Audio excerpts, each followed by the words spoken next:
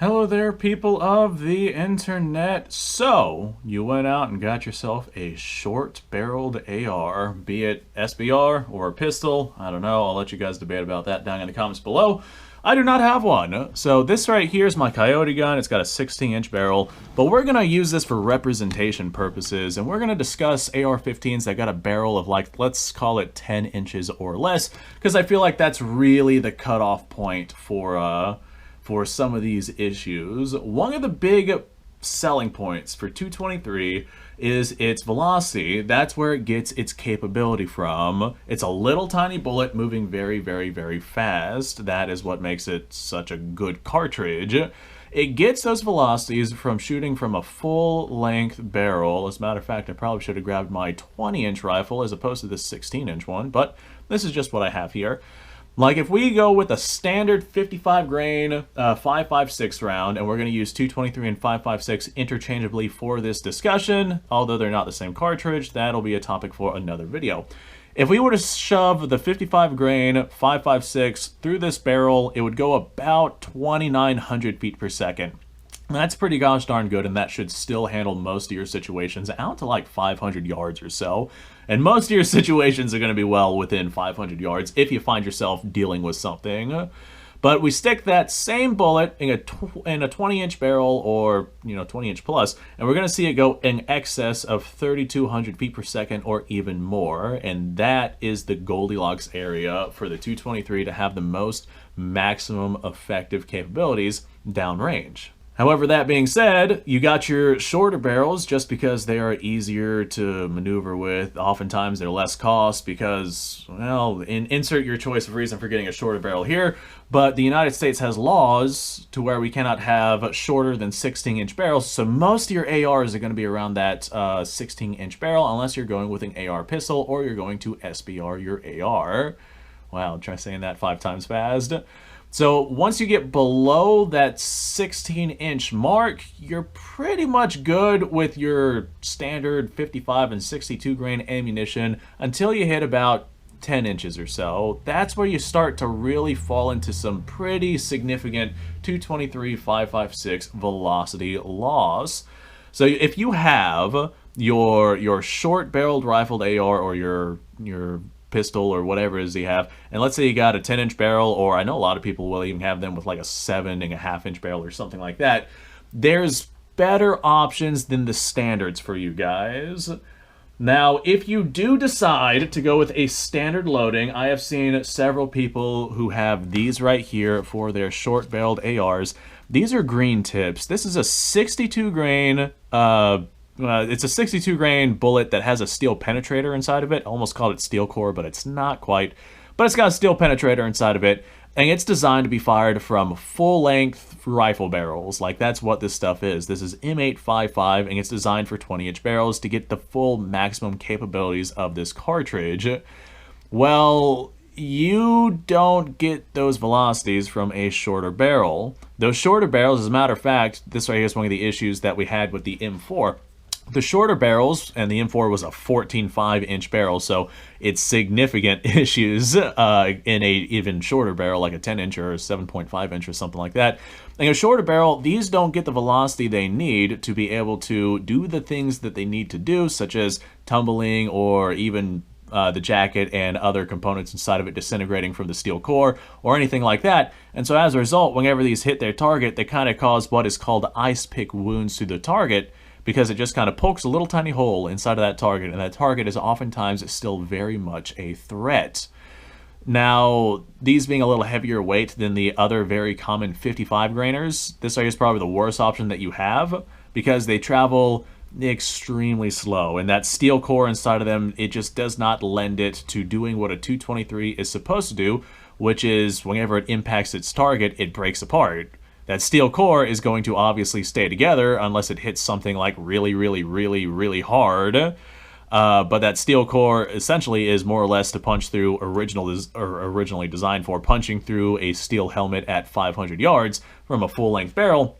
And then they cut down the barrels, and then if you cut down the barrels again, it's just not designed for those short barrels. So you get ice pick wounds because the bullet does not do what it is designed and intended to do, because it does not have the velocities. Now you go increase in velocity, we got these 55 grain full metal jackets. This is also a very common round that you're going to find. This is essentially the M193, which is like 99.999% of what most people are going to stockpile if they're not stockpiling those green tips. And this is going to give you a bit more velocity. These are also lead core, so they have a much greater chance of breaking apart, but you're still not going to get great velocity or great tumbling or disintegration upon impact from a shorter barrel. So even something like this right here still has its issues from something that has a shorter barrel on it.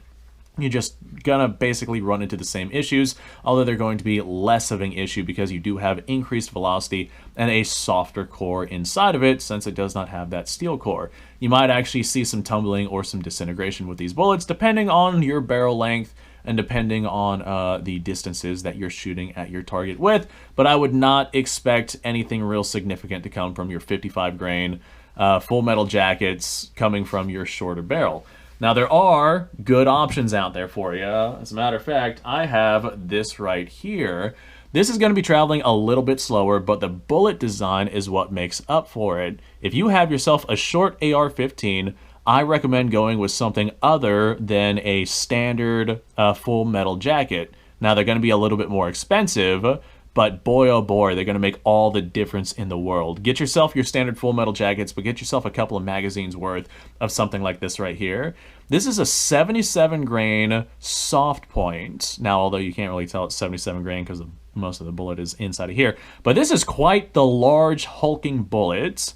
Now, the reason why I went with a heavier bullet versus a lighter bullet is the heavier bullet is going to have more impact downrange. It might not have more energy, but it's going to maintain that energy better upon impact with its target. Not only that, but a heavier bullet is going to travel, it's gonna have a longer dwell time inside of the barrel, and it's going to travel essentially slower down that barrel, allowing pressures to build more and more and more, and you'd see more of a return in terms of pressures from that heavier bullet versus that softer bullet, or that lighter bullet, inside of your barrel. So you're going to, just because the bullet's moving slower, you're going to have more pressure build up inside of that barrel in comparison to the faster bullet, which would exit much quicker. So the bullet would obviously be traveling slower than the lighter weight bullet, but it's going to have, like I said, less of an impact, or less of an impact on the velocity because of that shorter barrel, because we are using the heavier bullet. So that matters a lot less than the actual projectile itself. You want to make sure that you get a projectile that is going to expand upon impact with its target at the velocities that you're shooting at. In this case, I have a very soft lead core 223 round here. And this right here will expand extremely well from a short barreled rifle. As a matter of fact, that's what this particular projectile is designed around. So upon firing this right here, if you were to use a full metal jacket, this right here is probably going to be traveling slower, but it is going to have more mass, so it's going to retain its energy upon impact better. But if we were to compare this to, say, a full metal jacket, 55 grain, like what we have right here, the odds of this disintegrating and coming apart and doing what it's supposed to do on its target is significantly less, just because of that lack of velocity, than this right here, which is designed to do so at those velocities. So I definitely recommend that you get yourself something like this. Doesn't necessarily have to be this right here. If you want to go with like a VMAX round, or I mean, insert your choice of 223 round right here. Or if you feel more comfortable using the lighter weight stuff as opposed to the heavier weight stuff, just bear in mind that especially at longer distances, you're going to have way less energy transfer onto your target. There's good options, but there's better options out there. And I think that the heavier weight bullet is going to be the better option, especially if the bullet design is correct. So that's my 2 cents on the subject. Hopefully this taught you guys something, and hopefully I didn't just waste my breath. Thanks for watching, folks. I appreciate your time. Like, subscribe, share. Description below is a link to all sorts of stuff. Go check it out. You guys go off, have yourself a fantastic day. I'll see you all in the next episode.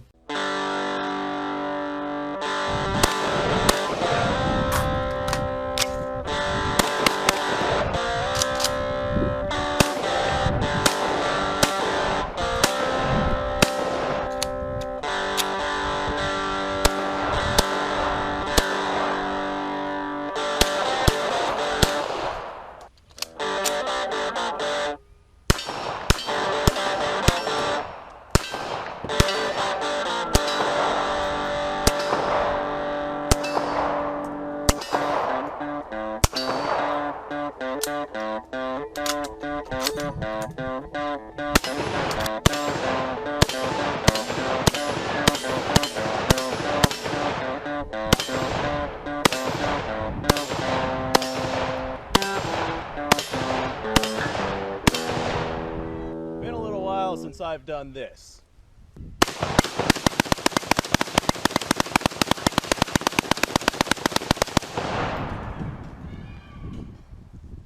Bonnie and Clyde be damned.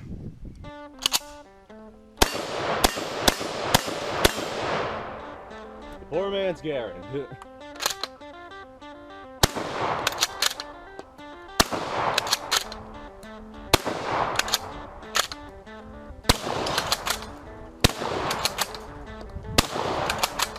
It's a shame that bolt-action shotguns aren't more mainstream.